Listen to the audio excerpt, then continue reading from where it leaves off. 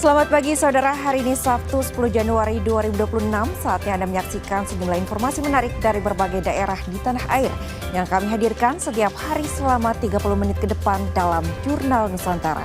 Kita simak informasi selengkapnya bersama saya, Claudia Carla.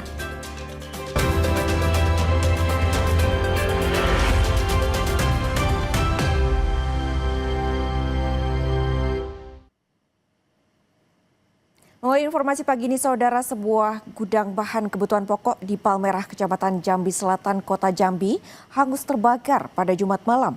Api diduga berasal dari korsleting listrik yang menyambar bahan-bahan mudah terbakar. Apinya besar Pak, ini dari gudang beras Pak. Gudang beras Bulog yang di Kebun Kopi. Sebanyak 9 armada dan 60 personel pemadam kebakaran dikerahkan untuk memadamkan api. Saat berupaya memadamkan api, satu orang petugas dilaporkan mengalami sesak napas. Proses pemadaman berlangsung cukup lama karena banyaknya material mudah terbakar yang menyulitkan proses pemadaman. Petugas juga menggunakan cairan liquid foam bindoil untuk mempercepat pemadaman.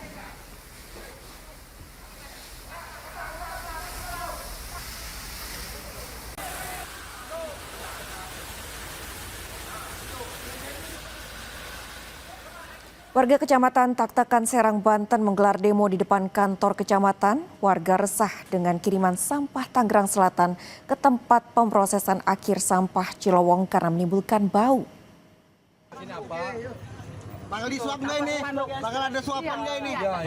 Ketegangan sempat terjadi antara pendemo dan sejumlah warga yang melarang aksi unjuk rasa di depan kantor Kecamatan Taktakan. Ratusan warga menggelar aksi unjuk rasa menolak uji coba perjanjian kerjasama antara pemerintah Kota Serang dengan Tangsel terkait kiriman sampah ke TPAS Cilowong.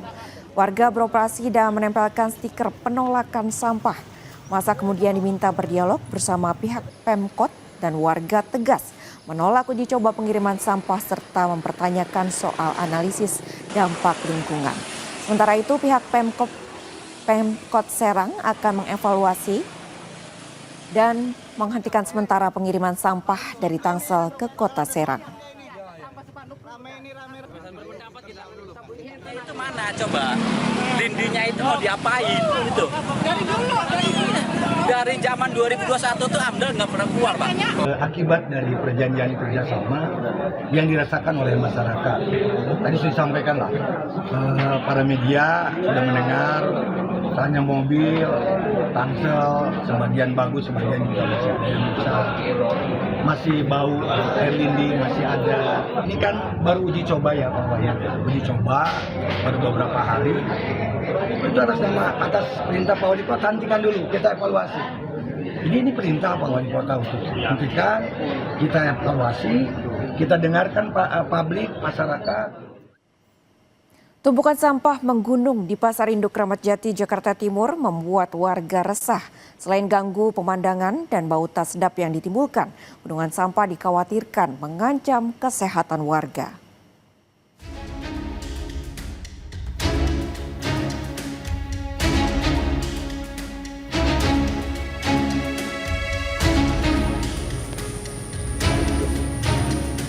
Gunungan sampah setinggi 6 meter ini ada di Pasar Induk Kramat Jati, Jakarta Timur. Keberadaan gunungan sampah ini tentu mengancam warga. Tembok beton yang seharusnya jadi pembatas dengan permukiman, kini jebol karena tak kuat menahan beban limbah ratusan ton selama berbulan-bulan. Masalah ini akhirnya berimbas pada warga yang tinggal di permukiman dekat TPS. Mereka bahkan terpaksa menghirup bau tidak sedap setiap harinya. Situasi ini semakin parah, terutama saat cuaca panas ataupun pada saat sampah diangkut. Apalagi kalau pas sampahnya diangkat itu yang paling bawah kan udah benar-benar busuk, jadi kan baunya benar-benar kayak menyengat banget gitu, nggak benar-benar di kesehatan tuh benar-benar ngaruh gitu. Ya udah lama banget, jadi nggak pernah diangkut itu si sampah ya. Jadi sampai jebol tuh tanggul itunya juga, tembok-temboknya juga. Jebol, iya, ya? saking banyaknya, saking menumpuknya itu sampah gitu. Tumpukan sampah ini terjadi akibat berkurangnya armada pengangkut sampah karena sedang mengalami perbaikan. Akibatnya pengangkutan sampah hanya bisa mencapai 150 ton. Padahal dalam sehari sampah yang dihasilkan di Pasar Induk Kramat Jati mencapai 200 ton. Setiap hari kami mengangkut sekitar kurang lebih 150 sampai 160 tonan, Pak. Ya, sedangkan timbulan sampah seperti yang kita lihat ini dari truk-truk pengangkut yang dari pasar, keluar pasar itu sekitar kurang lebih 200-an ton, 200 sampai 220 tonan. Pak. Jadi ada defisit setiap hari itu sekitar 40 sampai 50 ton mungkin ya. Gunungan sampah di Pasar Induk Kramat Jati ini mulai diangkut. Diharapkan pembuangan sampah yang tidak terangkut di Pasar Kramat Jati ini bisa selesai paling lambat 3 hari ke depan. Ardi Praseno, Kompas TV, Jakarta.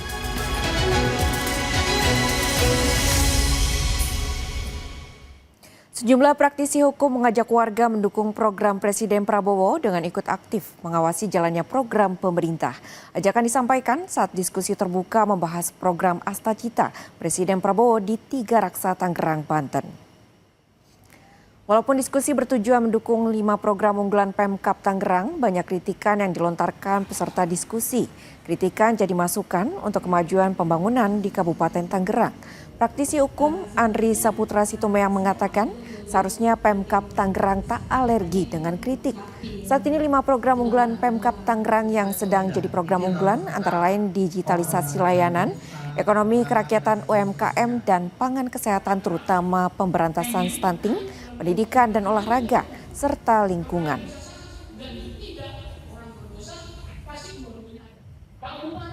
Pemerintah berbenah. Harapannya biar anak-anak kabupaten sejahtera, jalanannya bagus, lampunya terang, anggarannya digunakan untuk kebijakan yang pro rakyat, bukan buat masyarakat yang lingkupnya kecil gitu. Pada prinsipnya kita akan mendukung 5 program unggulan di mana Pak Bupati benar-benar programnya sangat baik untuk masyarakat. Yang menjadi persoalannya bagaimana mengimplementasikan 5 program unggulan itu benar-benar terwujud dan Tangerang semakin gemilang. Tetapi ketika ada jalan kita akan menindaklanjuti dengan tindakan hukum juga seperti kayak sampah. Kalaupun nanti ada waktu kita akan melakukan gugatan class action terkait kebijakan buat pengelolaan sampah. Saudara, Jurnal Nusantara akan kembali usai jeda dengan informasi lainnya, diantaranya pemerintah Kabupaten Blora, Jawa Tengah memberikan penghargaan kepada puluhan pejuang swasembada pangan yang ikut berkontribusi jadi penyangga dan menjaga pangan di Jawa Tengah. Kita kupas mendalam bersama Bupati Blora, Arif Rohman, usai jeda.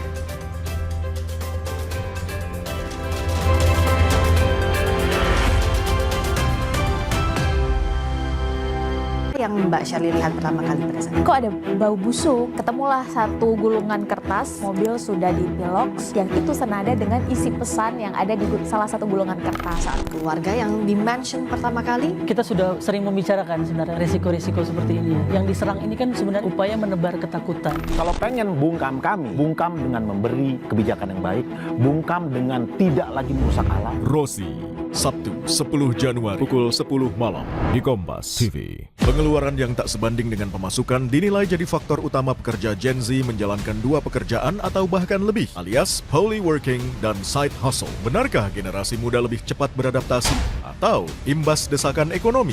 Kalau dibilang capek ya pastilah semuanya capek. Cuman itu kan jadi resiko. Ya kalau capek bener ya paling ojolnya saya istirahat dulu sehari gitu, besoknya baru ngepres lagi. 60 menit special report Minggu 11 Januari pukul 6 petang di Kompas TV. Recharge energi positif di tahun baru dengan jokes terpecah dari gerombolan komika terpecah 2025. G Pamungkas, Ardit Erwanda, Ate, Ali Akbar, Popon Kerok, Rais, Firza Logika, Reno Venadi dalam Suci Rewind. Sabtu 7 Februari di Studio 1 Menara Kompas, Jakarta. Amankan kursi Anda sekarang juga. Dapatkan tiketnya hari ini. Info lengkap lihat di Instagram Suci Kompas TV. Suci Rewind. Best Laugh of the Year. No Mercy.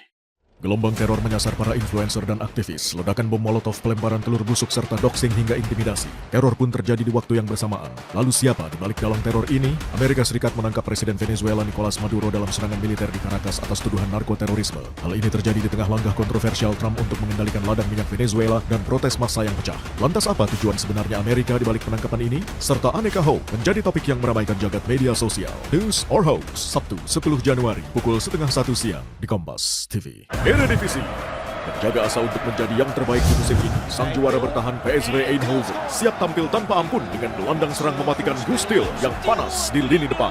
Tim tamu Excelsior datang bukan untuk menyerah, harapan bertumpu pada top scorer mereka Noah Naujoks untuk mencetak gol di kandang lawan.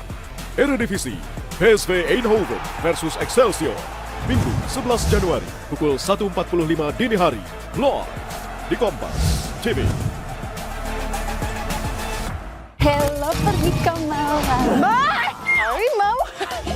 Ikuti Steffi melihat langsung satwa liar dan memberi makan predator di Taman Safari and Marine Safari Bali. Bermain boogie car di Mason Adventure dan menikmati coklat otentik Mason Chocolate. Tak lupa belanja-belanji sambil kongko di Samasta Hub Market. Jalan-jalan The Great Bali Quest, Minggu 11 Januari pukul 10:30 siang di Kompas TV.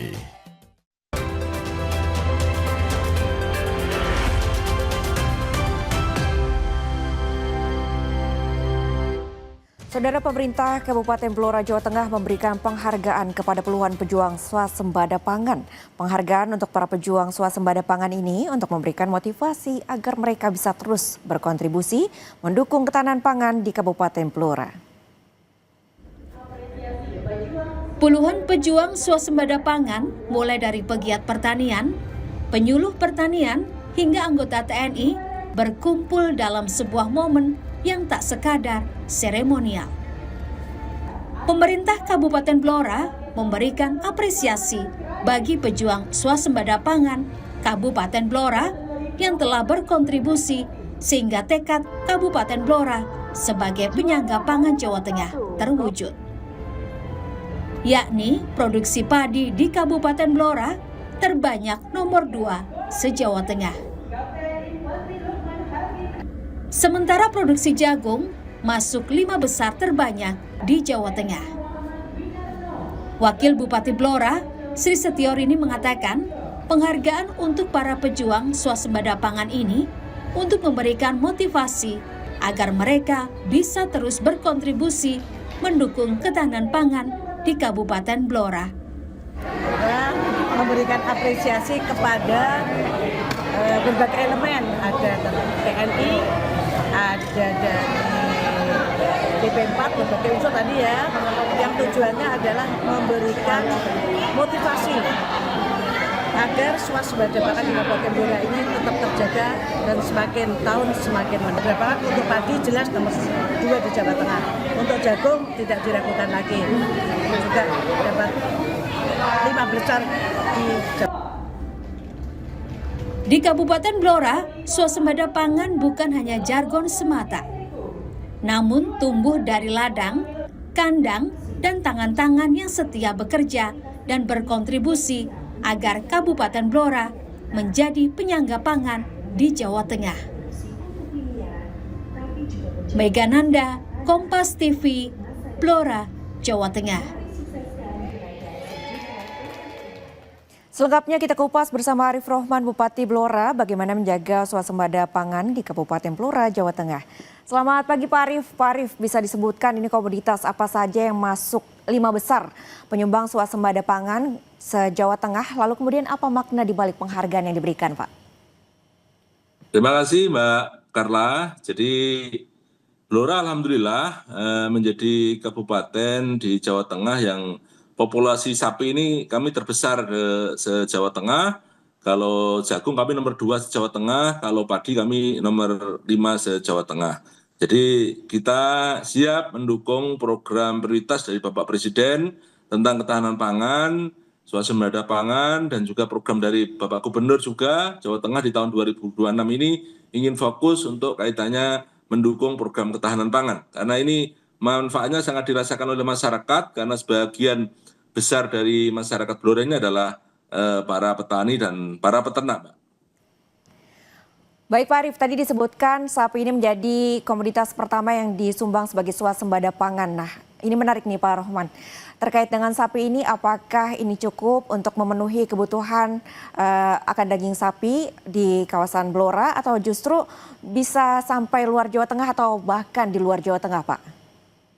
Ya, alhamdulillah dari sapi ini, apalagi ada program Pak Presiden yang MBG, banyak dapur-dapur SPPG ini memanfaatkan ini. Jadi pakai sapi lokal Blora. Bahkan kami juga mengirim sapi-sapi kami untuk ke daerah Jabodetabek. Jadi pemenuhan lokal terpenuhi dan kita juga bisa mengirim untuk keluar kota juga, Mbak.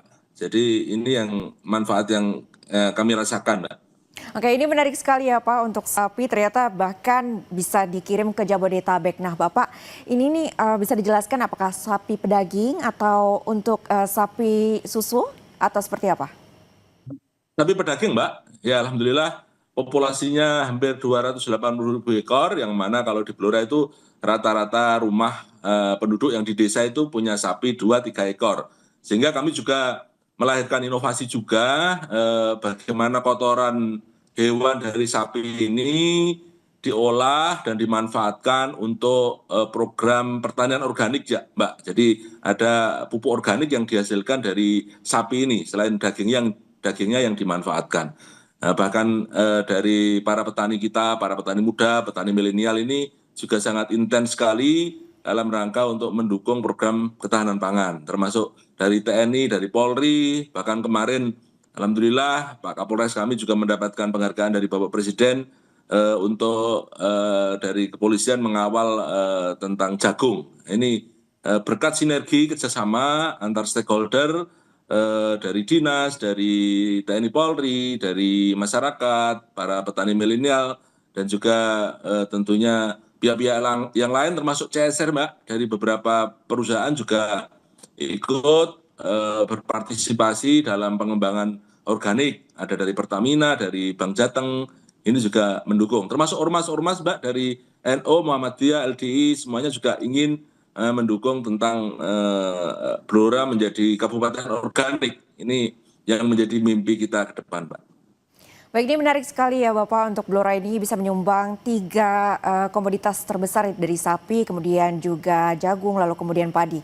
Lalu pertanyaannya nih Pak Arief, seberapa strategis sih Kabupaten Blora ini untuk kemudian dapat menyumbang komoditas-komoditas untuk meningkatkan ataupun membantu ketahanan pangan di Jawa Tengah atau bahkan nasional nih Pak? Ya, jadi dari potensi yang ada, alhamdulillah kita termasuk kabupaten yang berkontribusi untuk menyumbang terkait dengan program ketahanan pangan. Dan selain ketahanan pangan, kita juga ingin mendukung program ketahanan energi dari Bapak Presiden. Karena Blora ini selain daerah agraris, daerah pertanian, perikanan, dan juga kita ada potensi-potensi migas yang belum diolah Mbak. Ini kita sedang mengusulkan kepada Pak Menteri SDM terkait dengan Permen 14, bagaimana pengelolaan sumur-sumur rakyat ini kita kelola lebih dari 2.000 sumur. Ini nanti dikelola oleh BUMD, oleh koperasi, oleh UMKM dalam rangka untuk mendukung capaian lifting minyak agar ketahanan energi ini kita bisa wujudkan bersama Mbak. Baik, kemudian ini benar-benar menarik ya Pak, selain ketahanan pangan ada juga upaya-upaya untuk mencapai ketahanan energi di Kabupaten Blora. Ini sungguh kami mengapresiasi sekali. Lalu kemudian Bapak, apa yang menjadi langkah strategis ke depannya untuk mempertahankan khususnya di swasembada pangan, di mana Kabupaten Blora ini sudah menyumbang dari komoditas sapi, lalu kemudian padi dan juga jagung terbesar kelima se-Jawa Tengah Pak? Ya, jadi upaya untuk mempertahankan ini akan terus kita teruskan. Bagaimana kita dengan dukungan stakeholder terkait mendampingi para petani kita, para PPL kita, petugas penyuluh lapangan kita. Ini juga memberikan pelatihan-pelatihan kepada para petani kita. Termasuk kita tentunya dengan kebijakan dari pemerintah terkait harga HPP yang bagus, ini juga mendorong para petani untuk bersemangat untuk menanam padi, menanam jagung ini Mbak. Jadi tentunya ketersediaan pupuk yang selama ini ada ini juga mendukung program ini. Jadi apa yang dilakukan oleh pemerintah, Bapak Presiden, Pak Menteri Pertanian ini sangat disambut oleh masyarakat, sehingga ketika HPP gabah ini bagus, ini mendorong para petani untuk mau bertani. Apalagi pengembangan yang organik Mbak, ini harga berasnya juga, beras organik ini juga bagus di pasaran, ini tentunya memotivasi para petani untuk bisa terus memberikan sumbangsinya. Termasuk juga terkait dengan jagung, kami juga berharap ke depan potensi jagung yang luar biasa ini semoga nanti ada investor yang ke Blora untuk bagaimana membuat pabrik pakan, karena kita kan tahu bahwa kebutuhan untuk MBG ini dari ayam, dari telur ini sangat banyak sekali. Sehingga nanti kita siap untuk mensukseskan program prioritas dari Bapak Presiden terkait dengan MBG, termasuk Kopdes, Koperasi Desa Merah Putih ini nantinya masing-masing desa, salah satu usahanya juga bagaimana program ketahanan pangan ini. Nah, ini akan terus kita lanjutkan. Jadi sinergi antara pusat, provinsi, dan kabupaten ini untuk mendukung program-program ini tentunya akan membawa kemanfaatan untuk masyarakat ke depannya, Pak. Baik Pak Rahman, terima kasih atas informasinya. Sejumlah upaya dilakukan untuk terus memantik semangat petani agar ke depannya Kabupaten Blora ini tetap bisa menjadi penyumbang terbesar se-Jawa Tengah atau bahkan nasional. Terima kasih Bapak atas waktunya. Selamat kembali bertugas Bapak. Terima kasih Pak Carla. Saudara, kami akan kembali usai jeda dengan informasi lainnya. Tetaplah bersama kami di Jurnal Nusantara.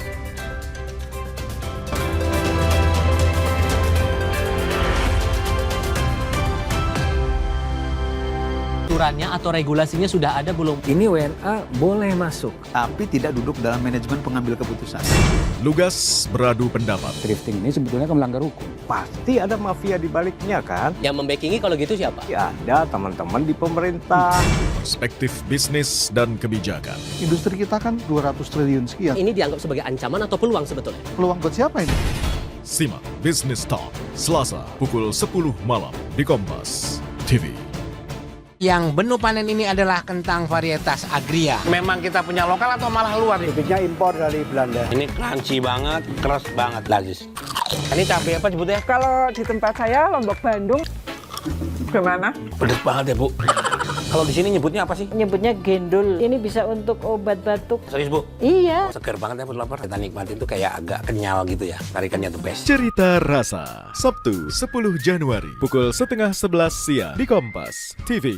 Hello pergi kemana? Harimau. Ikuti Steffi melihat langsung satwa liar dan memberi makan predator di Taman Safari and Marine Safari Bali. Bermain boogie car di Mason Adventure dan menikmati coklat otentik Mason Chocolate. Tak lupa belanja-belanji sambil kongko di Samasta Hub Market. Jalan-jalan The Great Bali Quest, Minggu 11 Januari pukul 10:30 siang di Kompas TV. Eredivisie. Menjaga asa untuk menjadi yang terbaik di musim ini, sang juara bertahan PSV Eindhoven siap tampil tanpa ampun dengan gelandang serang mematikan Gustil yang panas di lini depan. Tim tamu Excelsior datang bukan untuk menyerah, harapan bertumpu pada top scorer mereka Noah Naujoks untuk mencetak gol di kandang lawan. Eredivisie, PSV Eindhoven versus Excelsior, Minggu 11 Januari pukul 1.45 dini hari, live di Kompas TV.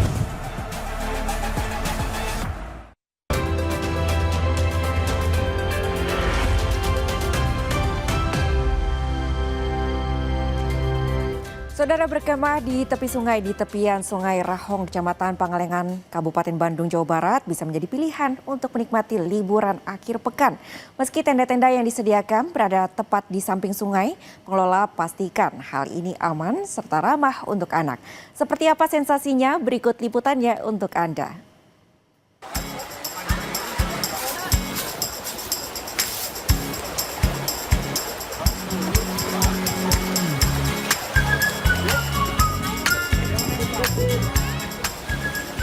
Valley Rahong 12, salah satu camping ground riverside atau perkemah di tepi sungai. Lokasi wisata ini berada di Rahong, Desa Pulau Sari, Kecamatan Pangalengan, Kabupaten Bandung. Di sini pengunjung bisa merasakan sensasi berkemah di pinggir sungai dengan aliran debit air yang tenang, ditemani dengan nuansa asri, udara sejuk khas pegunungan. Pengunjung yang menginap di sini juga bisa nongkrong santai duduk di kursi yang ada di tepi sungai untuk melihat dan menyapa wisatawan lain yang tengah bermain rafting atau arung jeram. Bahkan pengunjung juga bisa terjun ke sungai langsung untuk bermain air. Meskipun berada di tepian sungai, namun kawasan ini dipastikan aman dan ramah anak. Karena selain terdapat pembatas pada setiap balkonnya, debit airnya stabil karena sudah diatur dari situ Cilencah. Ya, baru pertama kali tempatnya enak, luas, bisa main air, anak-anak juga main dengan alam lah menyatu. Aman juga ya aliran sungainya? Iya, aliran sungai aman, nggak deras, cocok buat anak-anak liburan. Jadi sekalian wisata edukasi juga kan? Iya, benar-benar. Wisata edukasi. Recommended ya? Iya.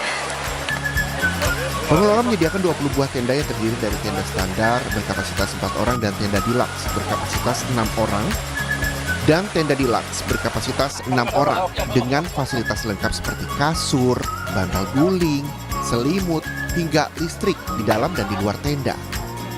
Untuk daya tarik Vale Rahong 12 itu tetap di wahana air, Pak. Tetap di wahana air, karena airnya kan sudah diatur debitnya, jadi walaupun hujan, aman kita aman ini. Untuk apalagi untuk anak-anak sekolah, untuk masih liburan sekolah ini ya cocok untuk diri kita dengan view yang bagus ini, masih alami seperti ini. Bagi Anda yang ingin menginap, Anda perlu merogoh kocek Rp700 hingga Rp850.000 per malam. Noval Rabani, Kompas TV, Kabupaten Bandung, Jawa Barat.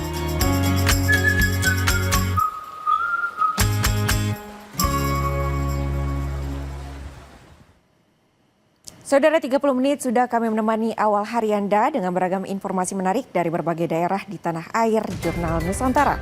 Kami akhiri, sampai jumpa esok hari. Saya Claudia Carla, tetaplah di Kompas TV, independen terpercaya.